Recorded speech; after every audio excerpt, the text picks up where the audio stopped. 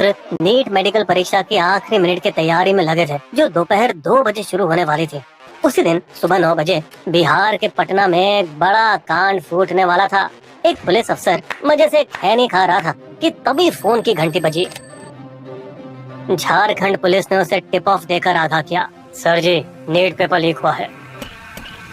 क्या? ध्यान से सुनिए, 4 अपराधी व्हाइट रिनॉल्ट डस्टर गाड़ी में खुफिया अड्डे की तरफ जा रहे हैं। पकड़ना है उन्हें, मैं लोकेशन भेज रहा हूँ। नाइट शिफ्ट की थकान के बावजूद सतर्क अफसरों ने कार का पता लगाया, उसका पीछा किया और बीच रास्ते में ही रोक दिया और 3 लोगों को गिरफ्तार किया जो पेपर लीक माफिया के गुर्गे निकले।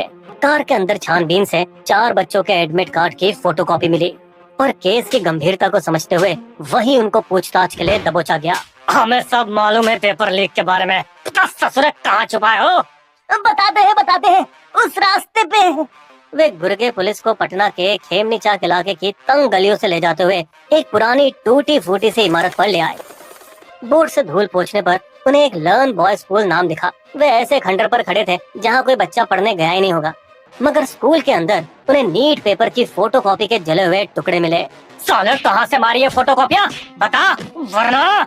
सर हमें नहीं पता, हम लोगों को तो बस कल रात बच्चों को यहाँ लाने के लिए बोला गया। पुलिस जानकर हैरान हो गई कि उस सुबह तक इस सुनसान स्कूल में 30 बच्चे लीक हुई नीट पेपर का रट्टा मार रहे थे। पर जब बिहार में पेपर लीक माफिया चल रहा था, तभी गुजरात के ठग एक नया खालिस्तान भरो घोटाला लेकर आए, जहाँ छात्रों के पेपर जमा करने के बाद जिन सवालों के जवाब उन्होंने नहीं दिए थे, उनको टीचरों को भरने के लिए पैसे दिए गए थे 30 मिनट के ब्रेक के दौरान, वो भी आंसर शीट को सुरक्षित स्ट्रॉन्ग रूम में रखने से पहले।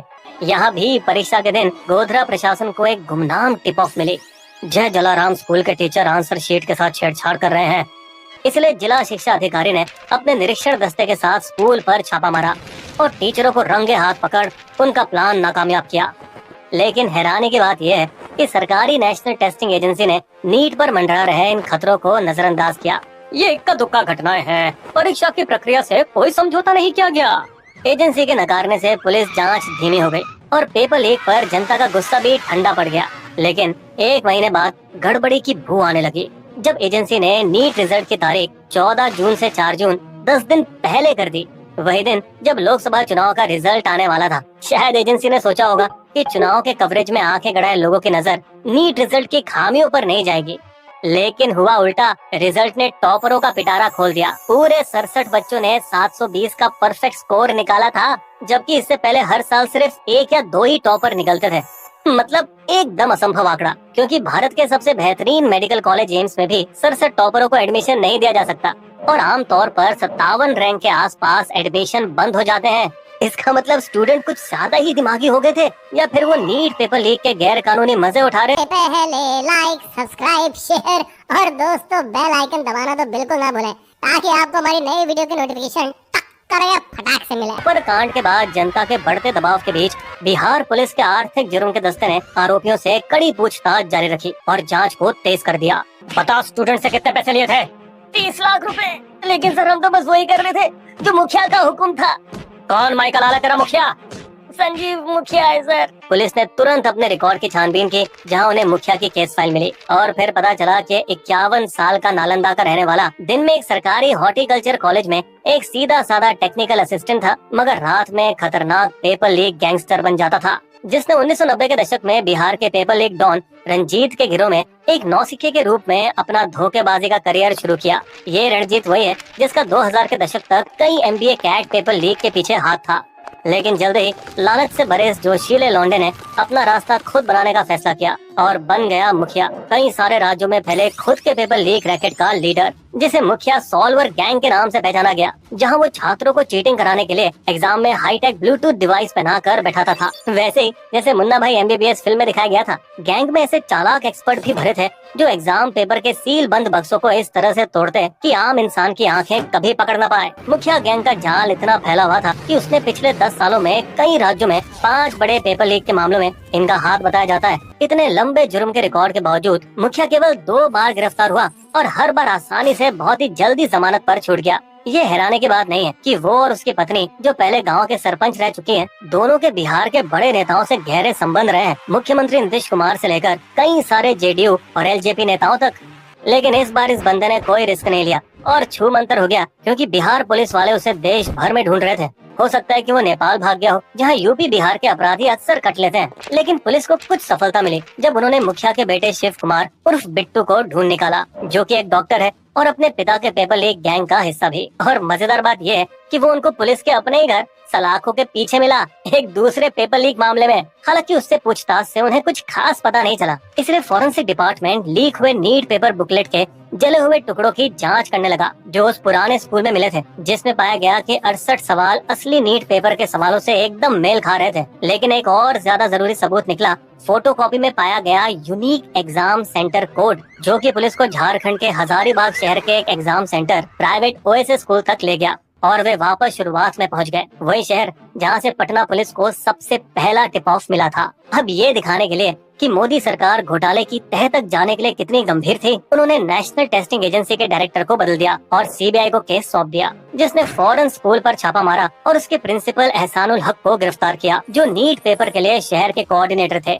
बावजूद इसके कि वे प्राइवेट स्कूल से थे, सरकारी कर्मचारी नहीं, लेकिन हक जाने माने टीचर थे और उन्होंने अपने रुतबे को ढाल बनाने की कोशिश की। मैं बहुत सालों से नीट कोऑर्डिनेट कर रहा हूँ सर, मैं ऐसा गंदा काम भला क्यों करूँगा। जब हक से कोई सुराग नहीं मिला तो सीबीआई ने उसके कॉल रिकॉर्ड खंगाले, जिससे ये बाहर निकला कि वो परीक्षा से ठीक पहले एक लोकल पत्रकार के लगातार संपर्क में था, जिसने उसको पेपर लीक में मदद की, जिसको परीक्षा खत्म होने के बाद बाली देश में मजे के लिए भेजा गया, जो कि आरोप है कि वो उसका इनाम था पेपर लीक में उसकी मदद के बदले। फिर एक ठोस सबूत सामने आया, पंकज कुमार, एक सिविल इंजीनियर, हजारीबाग से लगभग 125 किलोमीटर दूर स्टील सिटी बोकारो का बंदा, जिसकी मदद से सीबीआई ने पेपर लीक की सारी घटनाओं के क्रम को आसानी से जोड़ लिया। 3 मई को जब नीट पेपर सेट पटना से बाय रोड हजारीबाग पहुंचा, तो 2 पेपर सेट को ई रिक्शा से 2 अलग बैंक में पहुंचाया गया, एसबीआई और कैनरा बैंक। सभी सेंटर में ये 2 सेट रखने का प्लान इसलिए किया जाता है ताकि अगर एक सेट लीक हो जाए तो दूसरे पेपर सेट का इस्तेमाल किया जा सके। 5 मई की सुबह एसबीआई से पेपर सेट एग्जाम सेंटर भेजा गया और वहां से स्ट्रॉन्ग रूम में सुरक्षित जमा किया गया। स्कूल के स्ट्रॉन्ग रूम के आगे दरवाजे पे तो ताला लगा था, लेकिन कमरे के पीछे वाले दरवाजे के अंदर की कुंडी जानबूझकर खुली रखी गई थी। और इसी पीछे के दरवाजे से सुबह 8 बजे पंकज कुमार अपनी टूल किट लेकर दबे पांव अंदर घुसा। फिर अपने औजारों से उसने पेपर सेट के डिजिटल लॉक से लैस बक्से को खोल दिया और नीट पेपर बंडल के लिफाफे को चतुराई से नीचे की तरफ से काटकर एक पेपर निकाल लिया, उसकी तस्वीर खींची और माफिया गैंग के पेपर सॉल्वर को भेज दी। फिर लिफाफे के नीचे के हिस्से को वापस चिपकाया और बक्से को वापस सील कर दिया। इस बीच सॉल्वर यानी जवाब निकालने वाले पटना और रांची के एमबीबीएस छात्रों को 5 मई की सुबह हजारीबाग में तैयार बिठाया गया इस काम के लिए। अब सारी उंगलियां प्रिंसिपल एहसानुल हक पर उठ रही हैं, जिसने पेपर लीक के हर कदम पर पंकज की मदद की। जब सॉल्वर स्टूडेंट ने पेपर हल कर लिया तो सारे सवालों और जवाबों के दस्तावेजों को 155 बच्चों के साथ शेयर किया गया, जिसके लिए हर बच्चे ने 30 लाख रुपए दिए, जो हुई पूरे 46.5 करोड़ की काली कमाई। वहीं गुजरात में एक प्राइवेट कोचिंग सेंटर के मालिक ने 27 उम्मीदवारों से कम 3.5 करोड़ रुपए बनाए। उन्होंने बच्चों को ये कहा, बस गोधरा शहर चुनो एग्जाम के लिए और बाकी मैं संभाल लूंगा।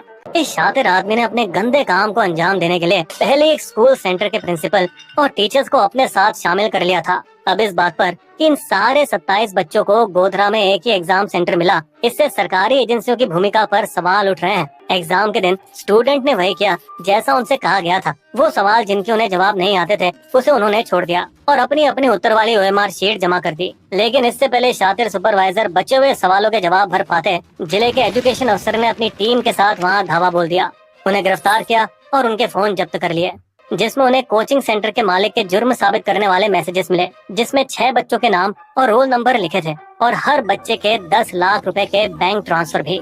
फिर 6 दिन बाद गुजरात पुलिस ने इस घोटाले से जुड़े 5 लोगों को गिरफ्तार कर लिया और पुलिस को कोचिंग सेंटर से 2.82 करोड़ के चेक भी मिले और ये भी पता चला कि 67 लाख रुपए कोचिंग के मालिक के अकाउंट में भी डाले गए थे।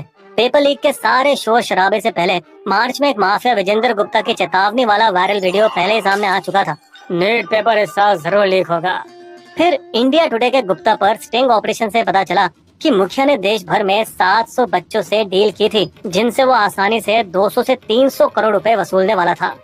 गुप्ता, जो खुद 2 बार गिरफ्तार हो चुका है, उसका ये मानना है कि गिरफ्तारी से इन एग्जाम माफियाओं को घंटा फर्क पड़ता है, पहले जेल फिर बेल और फिर शुरू होगा खेल। उसने ये भी बताया कि एग्जाम पेपर ले जाने वाली ब्लैक लिस्टेड ट्रांसपोर्ट कंपनी को सरकारी दबंगों के दबाव से आसानी से टेंडर मिल जाता है। गुप्ता का यूपी के बड़े लीग माफिया और अभी के विधायक बेदी राम के साथ संबंध नेता माफिया की सांठ गांठ दिखाता है। सुप्रीम कोर्ट ने ये जरूर माना कि पेपर लीक से कम 155 बच्चों को तो जरूर फायदा हुआ है, मगर उन्होंने फिर से परीक्षा कराने से इनकार कर दिया। कोई ठोस सबूत नहीं मिला जिससे ये पक्का हो जाए कि परीक्षा की पवित्रता को बड़े पैमाने पर चोट आई हो। नीट अपने भाइयों जेई और कैट से सीख ले सकता है, जो कि ऑनलाइन एग्जाम कराते हैं, जिससे एग्जाम करने वाले भागीदारों की संख्या कम होती है और हर साल सिटी कोऑर्डिनेटर बदलता रहता है। लीक को रोकने के लिए दूसरा हल ब्लॉकचेन टेक्नोलॉजी हो सकती है, जो कंप्यूटर के सभी नेटवर्क पर एग्जाम पेपर को सुरक्षित रख सकता है, ताकि अगर किसी बिचौलिए या प्रबंधक ने इसे हैक करने की कोशिश भी की तो ये लीक के स्रोत की तुरंत पहचान कर सके। अभी हर दूसरे दिन पेपर लीक घोटाले में नया मास्टरमाइंड सामने आ धमक रहा है, क्योंकि सीबीआई लगातार सॉल्वर एमबीबीएस छात्रों और मुख्य